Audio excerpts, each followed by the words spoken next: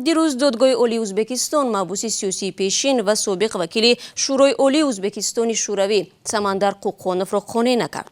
قوقانوف ادعا دارد که بدون اساس و با فرمان بی‌واسطه اسلام کریموف پرزیدنت پیشین ازبکستان نزدیک 24 سال در زندان نگهداری شده است. او را که سال 1993 با عیب تلف دادن اموال دولتی به زندان انداخته بودند، سال 2016 به آزادی برآمد.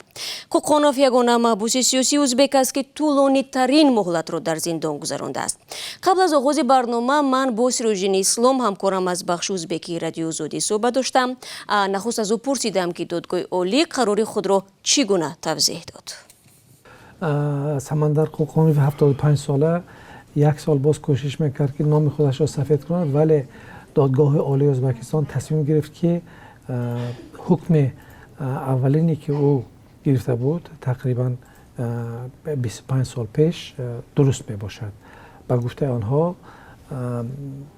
پرونده جنایی که علیه او باز کرده بودند از 20 تام عبارت است، از 20 جلد عبارت است و آنها گفتند که تمام عیب هایی که به دوش او گذاشته بودند تصدیق خودش را یافته است و آنها تصمیم گرفتند که سمندر قوقانوف را سفید نکنند.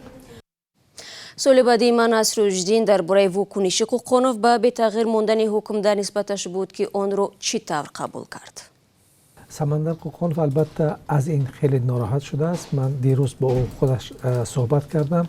به گفته او سمندر قوقانوف 7 بار کوشش کرده است که نام خودش را سفید کند به دادگاه عالی، به کلیگ عالی و به سازمان های گوناگون ازبکستان رفته است و کوشش کرده است که نام خودش را سفید کند، ولی بالاخره میگوید که این تصمیم سیاسی نیست، بلکه بعضی از گروه های که ضد سیاست میرزیایف هستند تصمیم گرفتند و کوشش کردند که اصلا نام او سفید نشود، ولی خود او میگوید که این مسئله پرینسیپال است و تا آخر مبارزه خودش را ادامه میدهد.